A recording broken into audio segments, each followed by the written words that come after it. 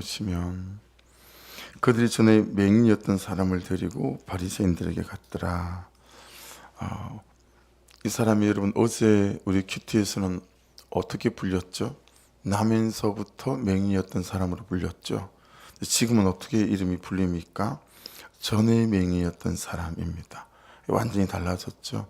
나면서부터 맹인이었던 사람이 지금은 전에 맹인이었던 사람이 되어졌습니다.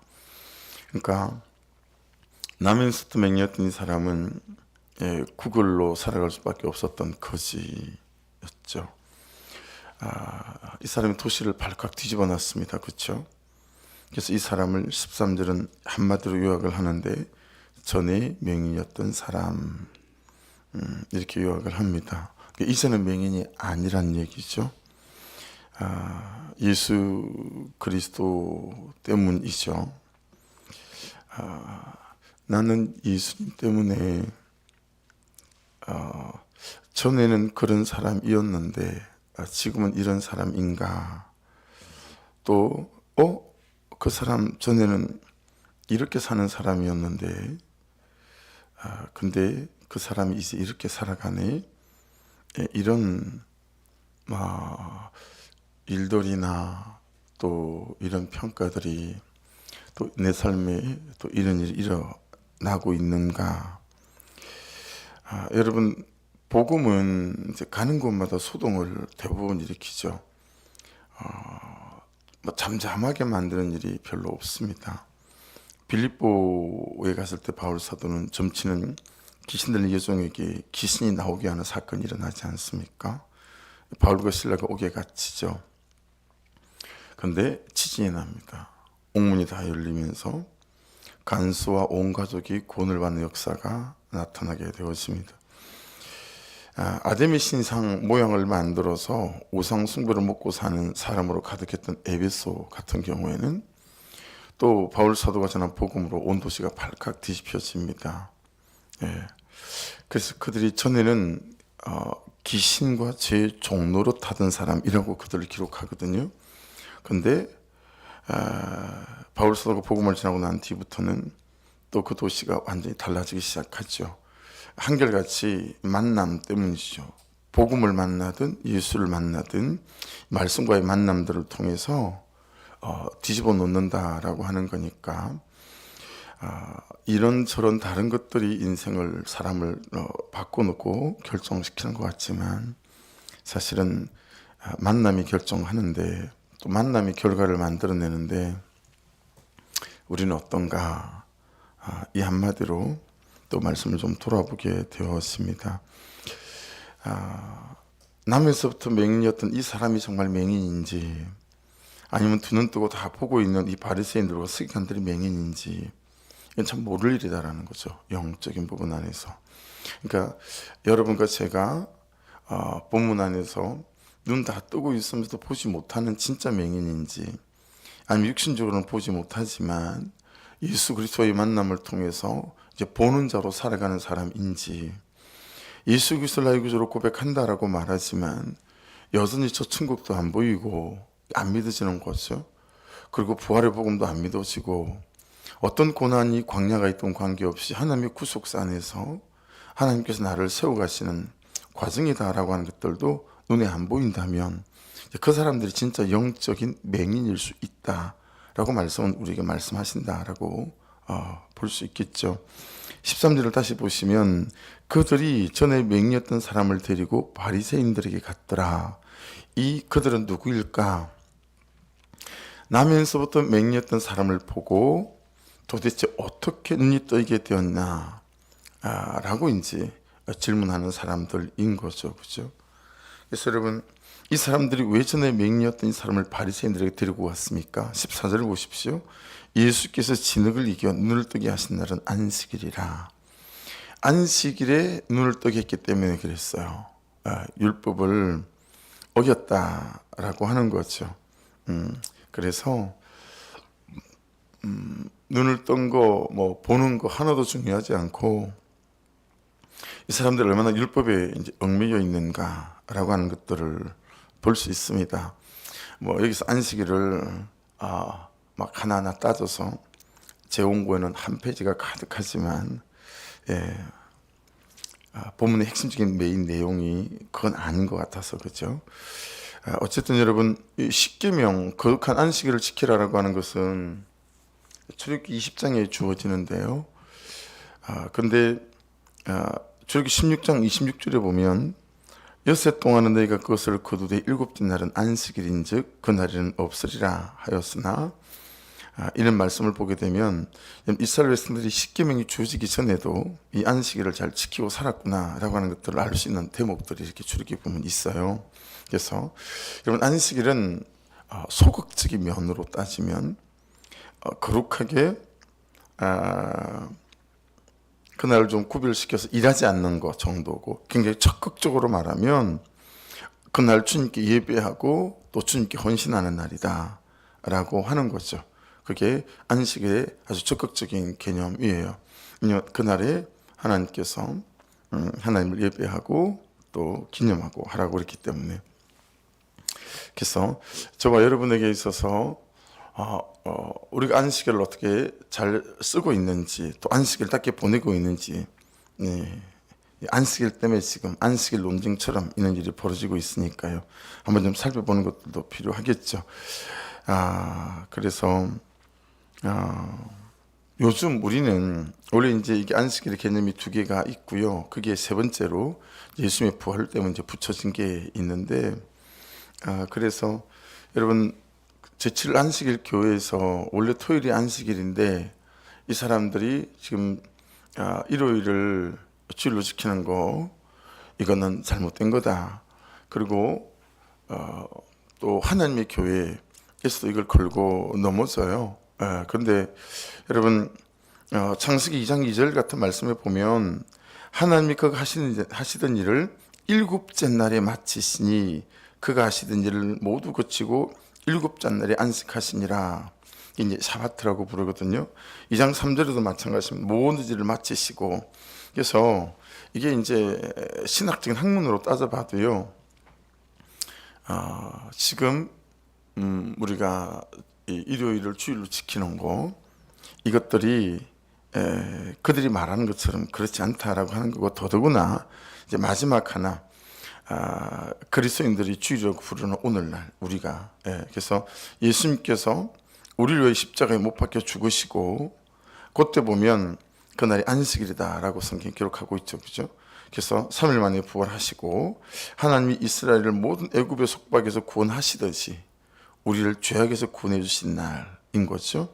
그래서 주일은 주님께서 부활하신 날입니다, 그렇죠? 그래서 신약의 성도들은 이제 교회 시대부터서는 이 주일이 안식하게 되어졌고 또 하나님의 구원의 은혜를 감사하고 예배드리는 날이 되어졌다라고 하는 것입니다. 그래서 여러분 14절 한번 보십시다. 다시 14절을 보시면 눈을 뜨게 하신 날은 안식일이라 그렇게 되어져 있습니다. 그래서 15절 가보시겠어요? 그가 어떻게 보게 되었는지를 물으니, 계속 눈 뜨게 된 것과 연관이 있습니다. 15절 또 보시면 그 사람이 진흙을 내게 바르매 내가 씻고 보나이다.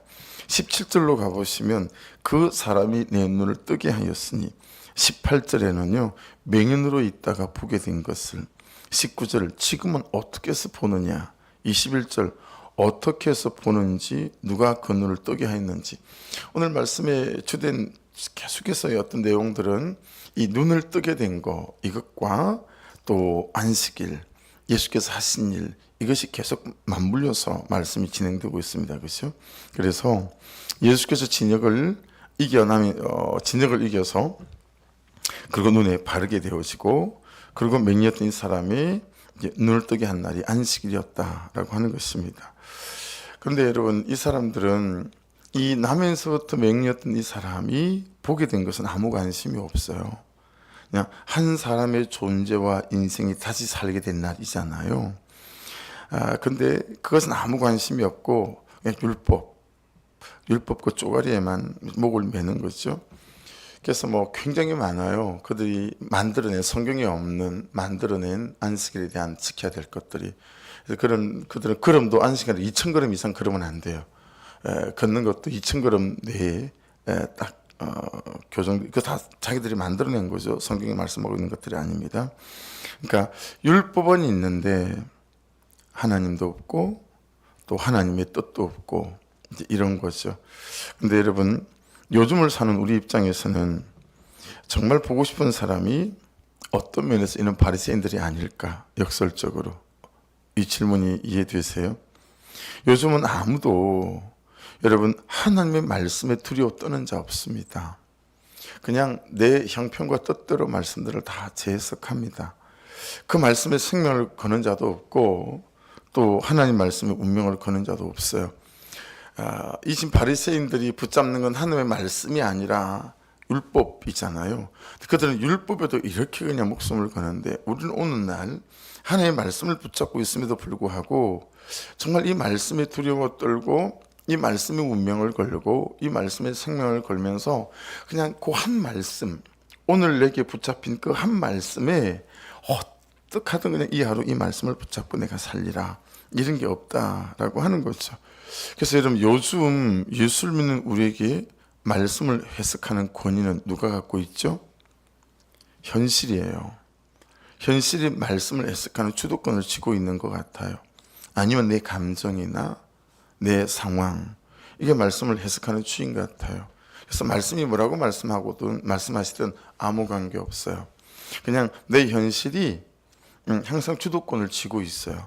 내 현실에 따라서 말씀이 말씀하시는 바는 할 수도 있고 안 할 수도 있고, 내 감정과 어떤 삶의 상황에 따라서 언제든지 말씀은 그냥 가위실 할 수 있는 거예요. 그래서 말씀이 아니라 그냥 이 현실과 내 상황과 내 감정의 주도권을 갖고 있는 거여서 참 어떤 면에서는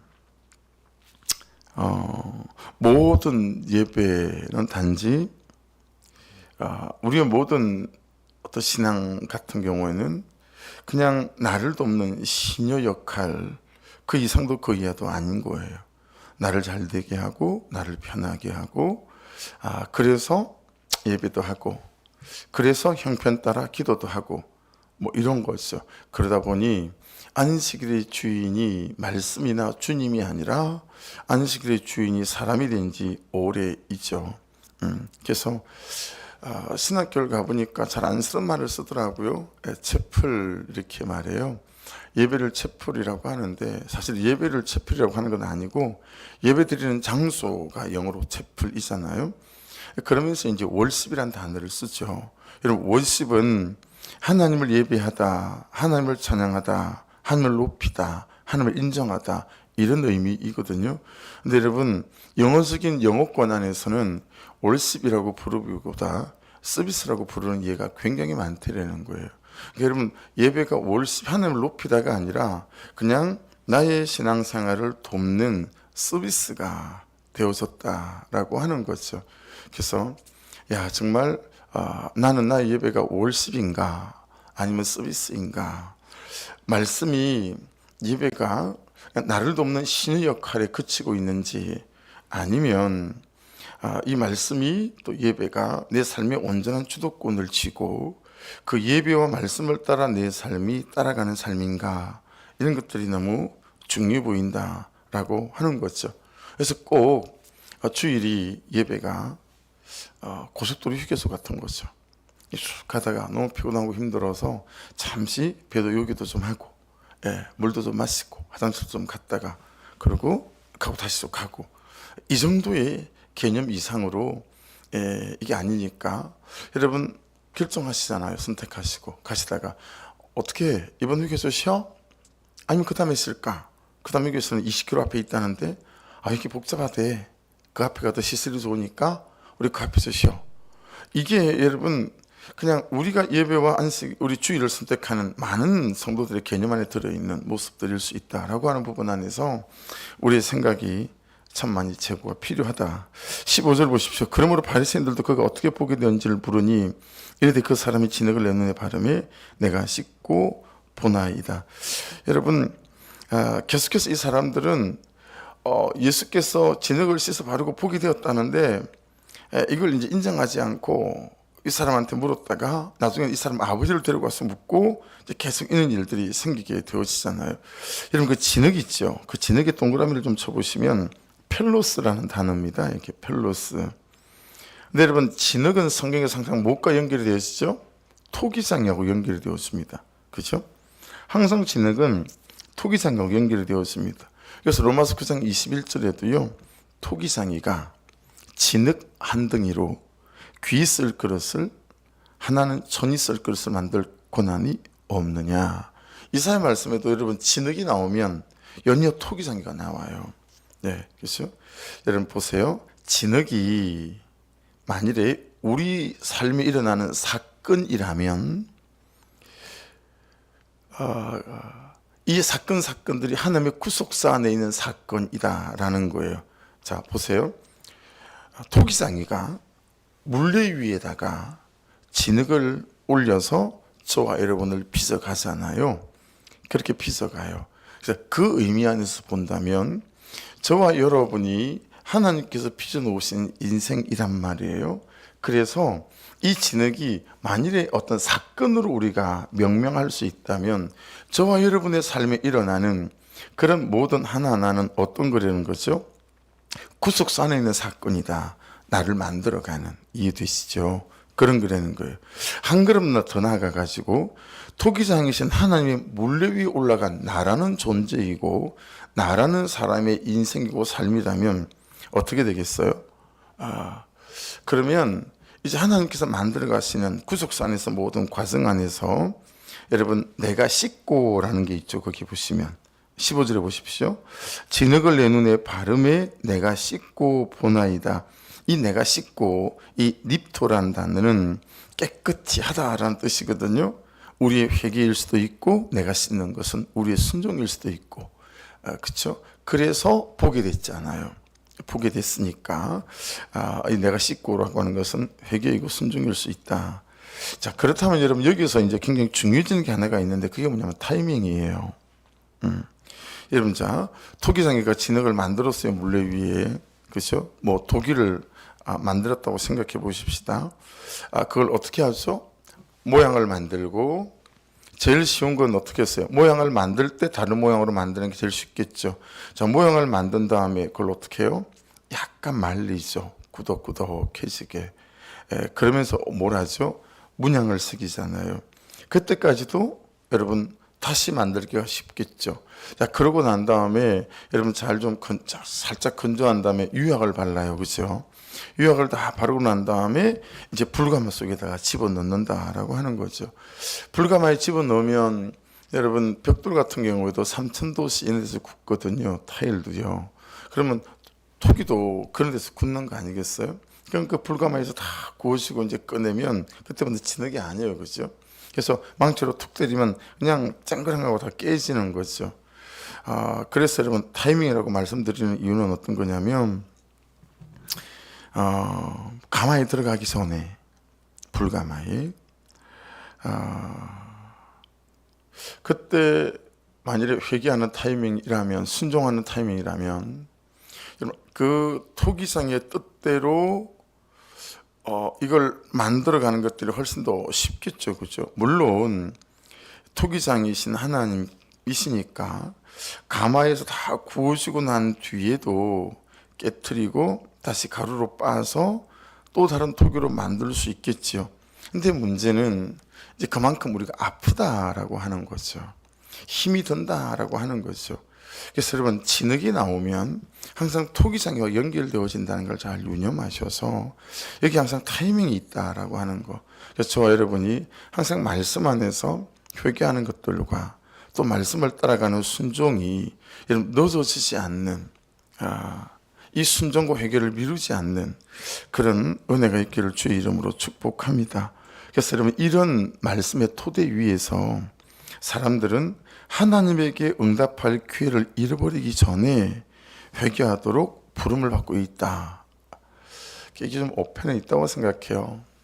이 말에 신학자들이 하는 얘기인데 사람들은 하나님에게 응답할 기회를 잃어버리기 전에 회개하도록 부름을 받고 있다.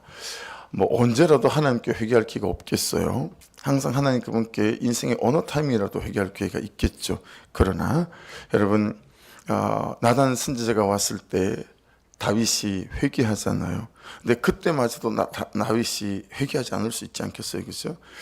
이런저런 사건과 사고와 또 하나님께서 깨닫게 하실 때마다 그때가 바로 회개할 기회가 되어지고 그때가 순종할 기회가 되어지는 그런 항상 깨어있음과 겸손함이 저와 여러분에게 될 수 있기를 주의 이름으로 축복합니다.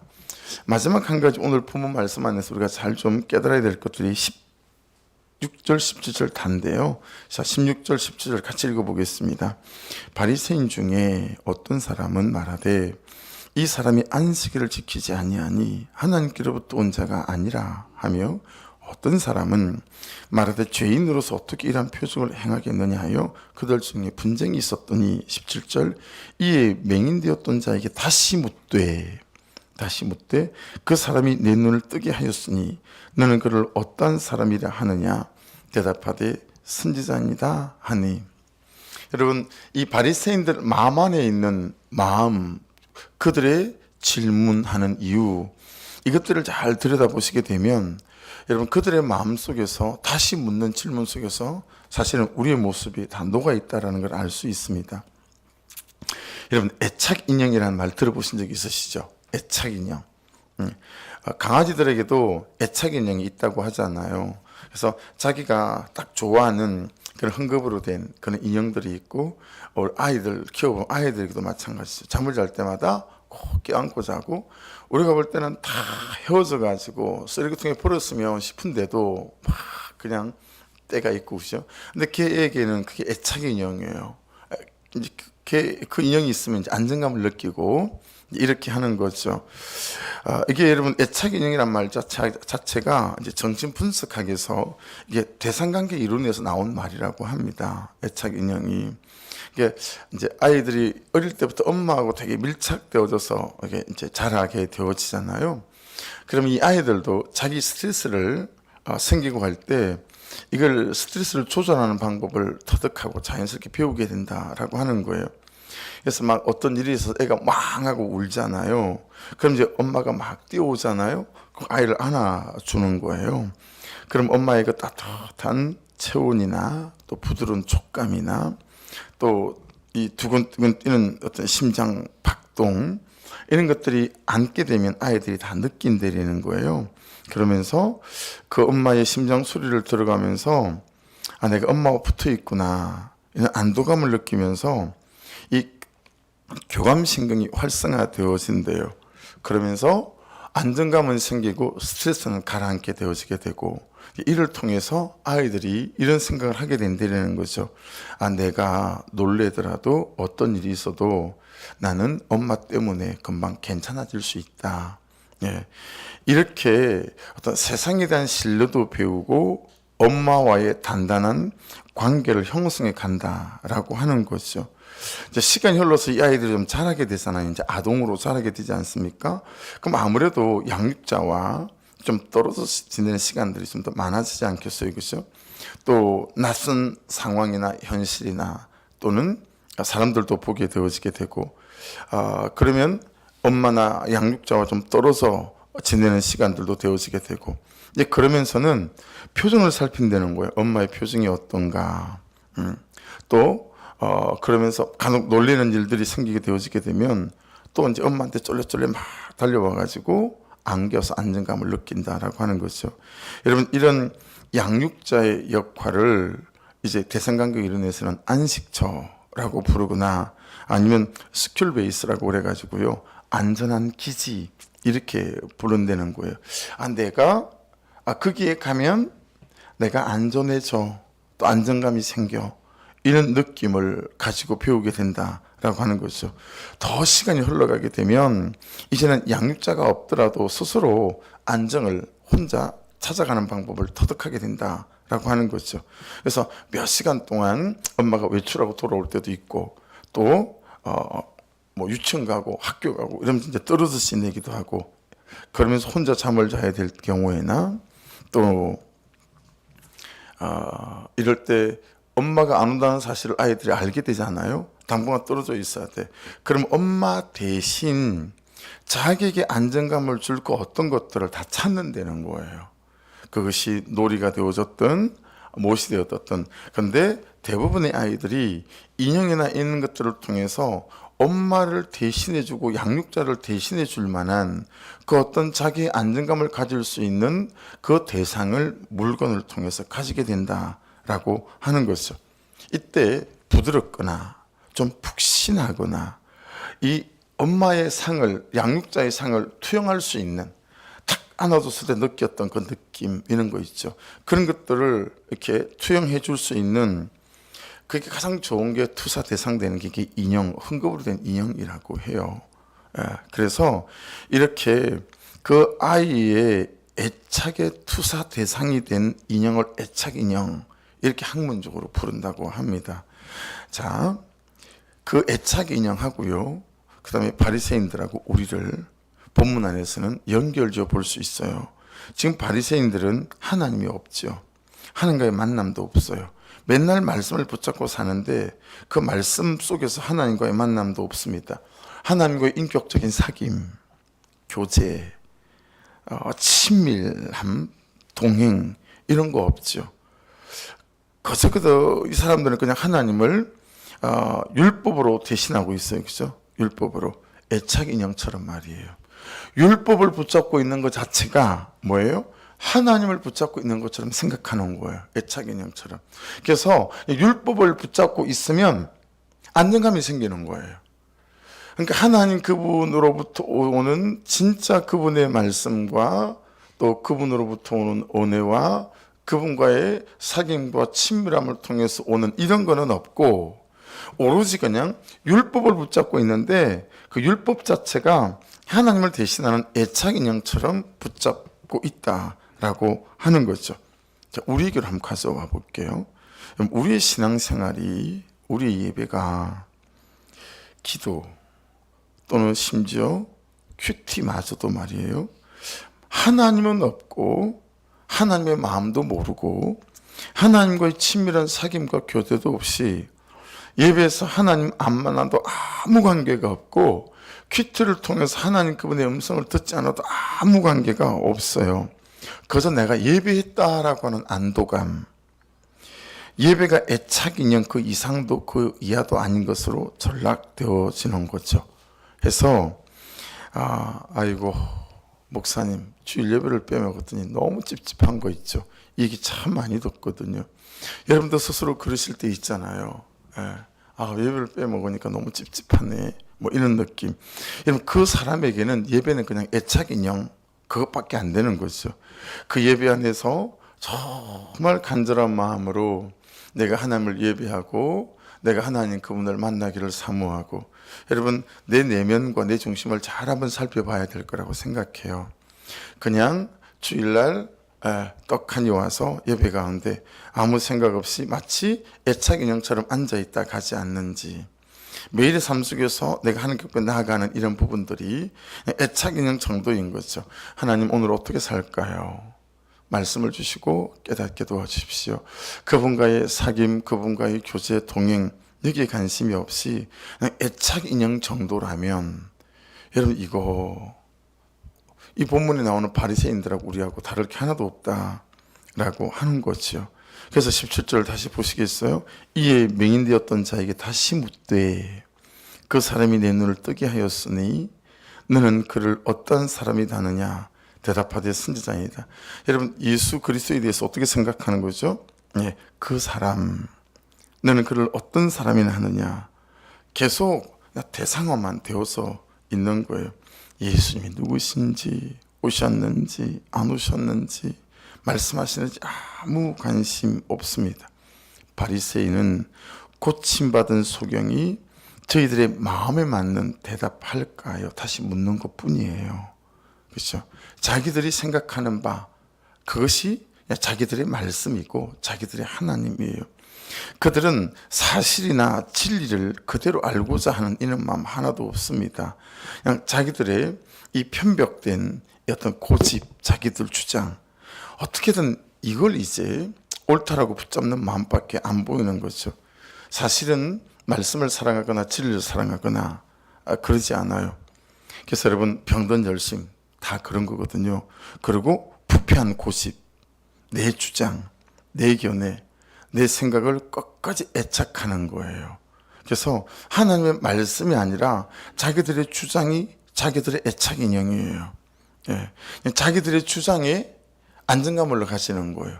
그래서 바리새인들은 지금 계속해서 자기들의 주장이 옳은 것을 말하고 자기들의 주장과 고집에서 벗어나면 다 틀렸다고 하잖아요. 여러분 우리도 그러지 않아요? 말씀이 뭐라고 말씀하든지 관계없어요. 내 주장하고 안 맞으면 싸워요. 남편과 부모와 자식과. 내 견해랑 안 맞으면 말씀과도 싸우잖아요. 말씀이 말씀하시는데도 내 주장이 안 맞으면 그 말씀을 전부 다 쳐냅니다. 칼질하든가. 그리고 내게 자꾸 칼질해서 말씀을 맞추죠. 나를 칼질해서 말씀에 맞추는 게 아니라 내 주장이 애착 인형이고 내 견해가 애착 인형이기 때문에요. 다 칼질해서 나에게 맞추는 거죠. 그래서 오늘 말씀에서 내가 정말 바리새인 같은 사람 아닌가. 내 주장, 내가 생각하는 그 어떤 신앙, 내가 생각하는 그 어떤 안정감, 이것이 나의 애착 인형이 되어져서 말씀이 어떤 말씀을 하더라도 배척하고 빼내고 계속 물어요. 야 진짜 저 사람이 니 고쳐준 거 맞냐? 맞습니다.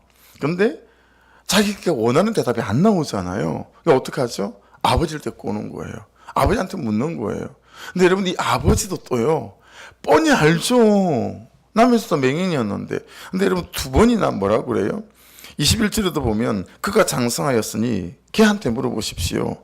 그리고 여러분 또 마지막 23절에도 보면 이름으로 그 부모가 말하기를 그가 장성하였으니 그에게 물어보소서 하였더라. 바리새인도 문제지만 이 맹인되었던 이 아버지도 문제인 거예요. 그냥 자기한테 묻지 말고 물어보라는 거예요. 바리새인의 모습 속에 이 아버지의 모습 속에 여러분 전부 다 우리가 있는 거죠. 물론 아버지가 더 공감이 되긴 해요. 그렇죠? 여기 지금 보면 출교시킨다 그러잖아요. 유대인들에게 가장 큰 형벌이 뭔지 아시죠? 매 40대 때리고 뭐 감옥에 한 달 가두고 이런 거 유대인들 눈도 끔찍 안 해요. 뭐가 무서우냐면 유대인들은 공동체에서 쫓아내는 걸 가장 무서워합니다. 그들은 이 공동체성이 굉장히 강하기 때문에요. 그러니까 지금 현 시대인데도 여러분 이스라엘은 지금 무슨 전쟁이 벌어지면 어떻게 해요? 최근에도 보셨잖아요. 여러분 하버드 대학에 교수고 모이고 한데요. 막 결혼해서 2살짜리 3살짜리 애가 있는데도요. 다 냅두고 전부 다 전쟁하러 가요. 이 공동체가 그렇게 튼튼하거든요. 지금도. 이 옛날에는 어떻겠어요?